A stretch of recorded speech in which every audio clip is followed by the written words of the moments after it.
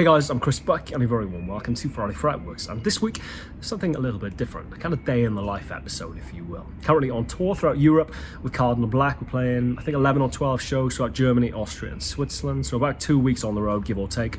Started the tour last night in Stuttgart. An amazing start of the tour. The crowd were in particularly fine fettle and particularly good voice as well, singing all of our songs back, which is always an incredible feeling. I think it actually may have been sold out as well. It was absolutely rammed in there, which is, as I said, always a particularly good way to start a tour. So we've driven down south now to Munich for the next show of the tour, and I thought it'd be a good opportunity just to take you through an average day in the life on tour, I guess. Show you the load-in, the setup, the sound check, the backstage, all the stuff which ordinarily, I guess, you don't necessarily get to see. So without further ado, let's crack on, let's load in. I'm getting evils off the guys for doing very little in the way of work apart from filming at present, so let's crack on.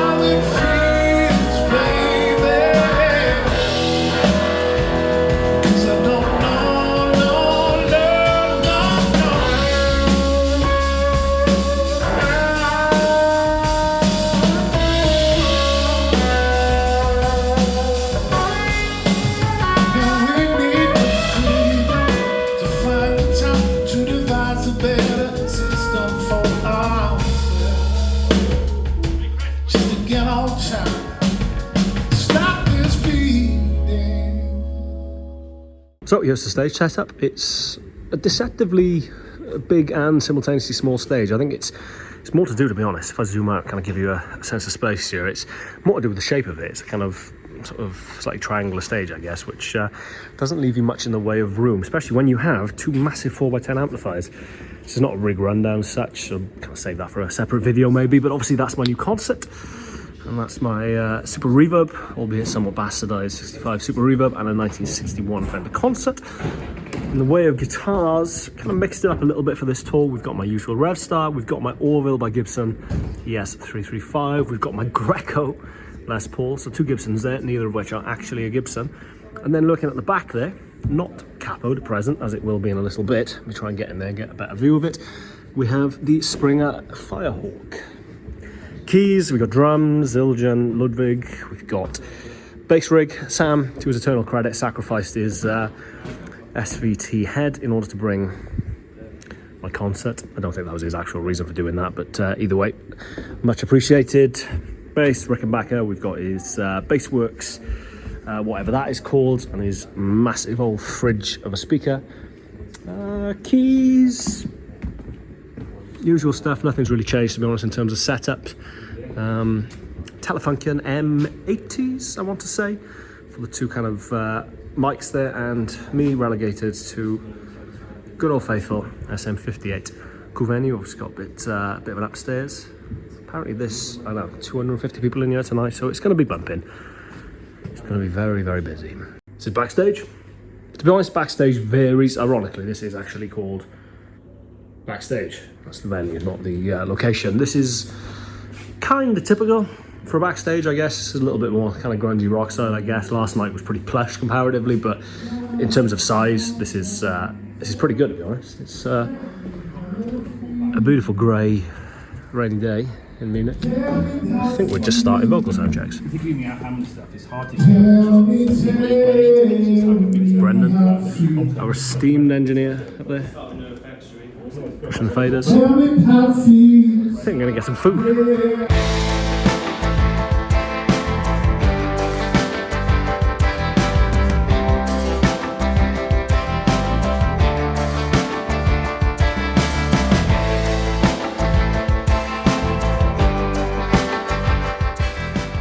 So, a quick bit of catering under my belt there. Going to head back to Soundcheck. In regard to the spread, you can see they've put on. It's just worth saying, I guess, that the quality of catering and just hospitality given to bands in Europe, you know, in places that we've toured at the very least, whether that's Netherlands, Switzerland, Austria, or Germany, is just a cut above what you get in the UK for whatever reason. I don't know why that is. That's not a dig at the UK per se. It just seems to be the way that it is, and it's why so many bands seem to gravitate towards touring in Europe. I guess it's just very, very well catered for, literally.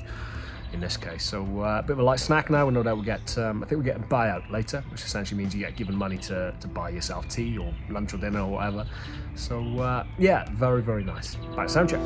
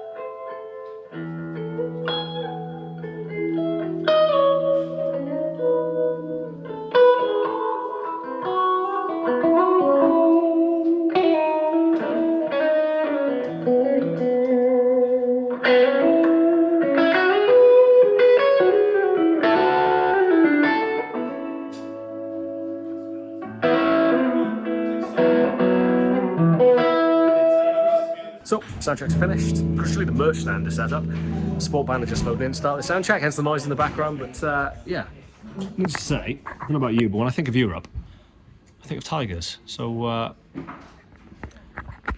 if you can figure out any relevance there, you're a better man than I. But then again, I designed it, so I should know. But right, let's crack on. So, the sport band had just finished. Currently in the dressing room, getting ready to go on. We're on in about 10 minutes' time, I think. So, just to give you an insight into the. It's -4 in here. It is about -4 degrees in here, it's bloody freezing, so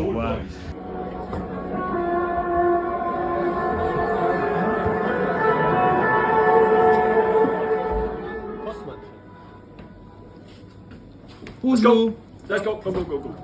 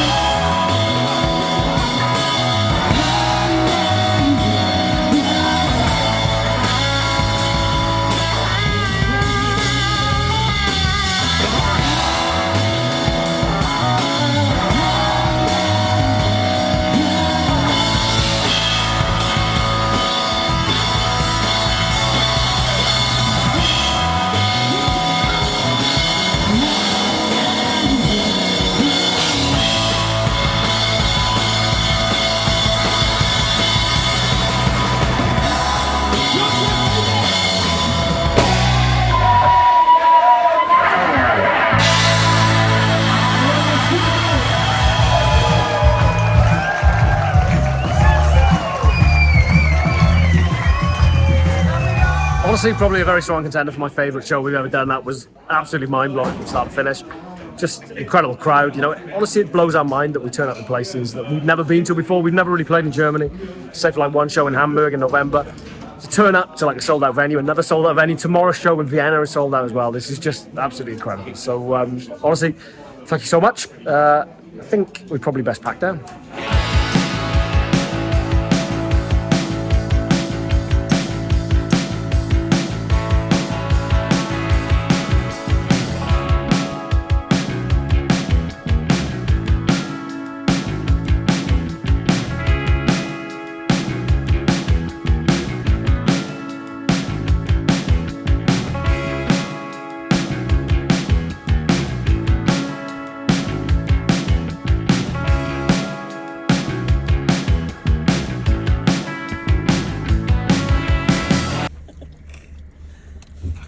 Oh my god, I thought you choked on that.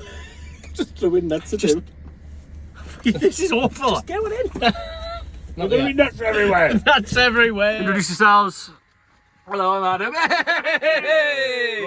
Brendan, what's your name? Where do you come from? What's your role? Brendan, Bristol, front of house.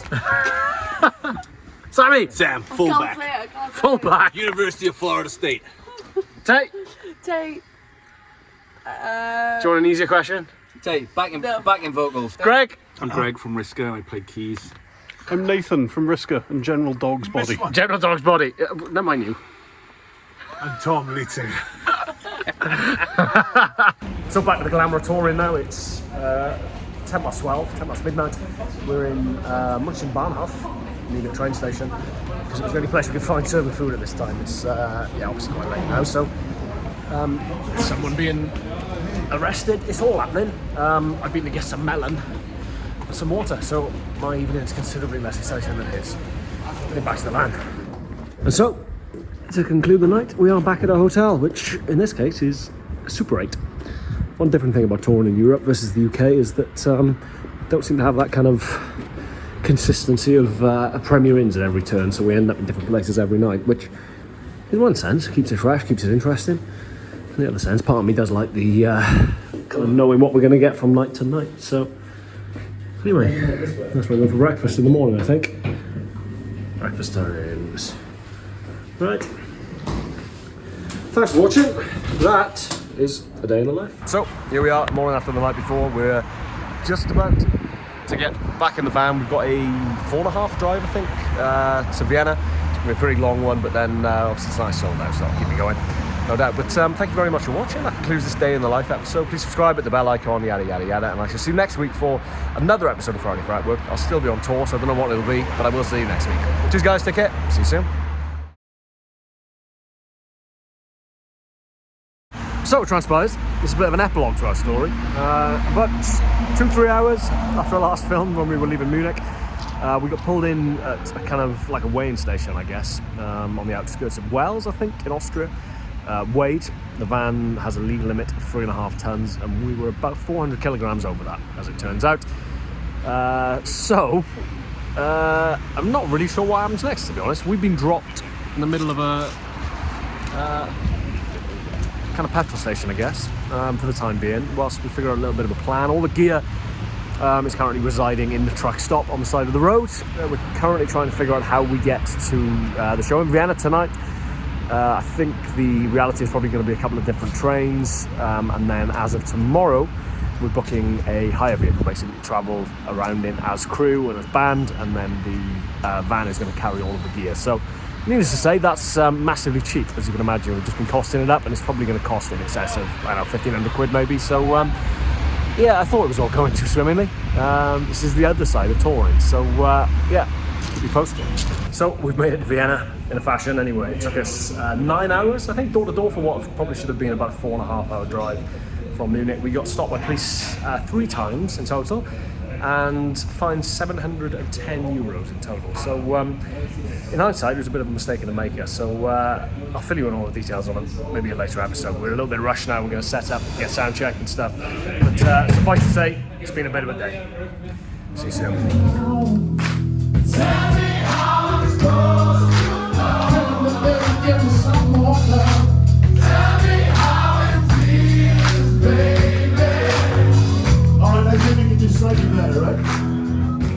there you have it. Back in the hotel now at long last. Kind of a strange end of the video, I guess, from an otherwise kind of positive couple of days of tour, really. But I think we needed a good one tonight, and it was an absolutely incredible show. Obviously, Munich set a pretty high bar, but if humanly possible, I think Vienna kind of topped that. You can usually tell, I guess, kind of City's level of anticipation of wanting to see you by how quickly they buy tickets, and obviously it sold out fairly quickly and well in advance of the actual show itself. And you can usually tell from when you walk in on, there's just a kind of an excitement and anticipation to see the band, and just those first couple of seconds of walking on stage was particularly cool. So, Danke Wien, thank you very, very much for an incredible night. Honestly, we needed a good show after the day we had. As I said, we had 3 run-ins with the police in total, which cost us €710. Not to mention the 1,050 euros that we've now had to spend on getting a separate mode of transport around for the rest of the tour. So basically our van is now going to go around with all of the gear and our driver in it, and then the rest of the folk, the crew, the band, the personnel are all going to go in a separate vehicle. Honestly, we weren't going to make a profit from this tour anyway. It's our first kind of foray into this neck of the woods, so the money's not great. It's not a sob story, it's just the kind of reality of touring, I guess. You know, we're taking a little bit of a hit on this tour with the expectation of opening up this market for kind of future runs. So not that it was particularly lucrative anyway, but it certainly isn't once you've been fined to the tune, I guess, in total of about £2,000. So that's the other side of touring, in all reality. I guess it's only fair that I kind of document both sides of it, really, you know, the kind of good and the bad and the ugly. But either way, it's good to actually end this video on a little bit more of a positive note. It was an incredible show tonight. As I said, thank you very much to everyone who came and sold it out, bought vinyl, bought merch, bought t-shirts, etc, etc. There we go, I'm glad it's ended on a positive. As ever, thank you very much for watching. I'll sign off again. Obviously, I thought I'd signed off once before, but thanks very much for watching. Subscribe, hit the bell icon. I'll see you next week for hopefully a slightly less eventful episode of Friday Fretworks. Cheers guys, I'll see you soon.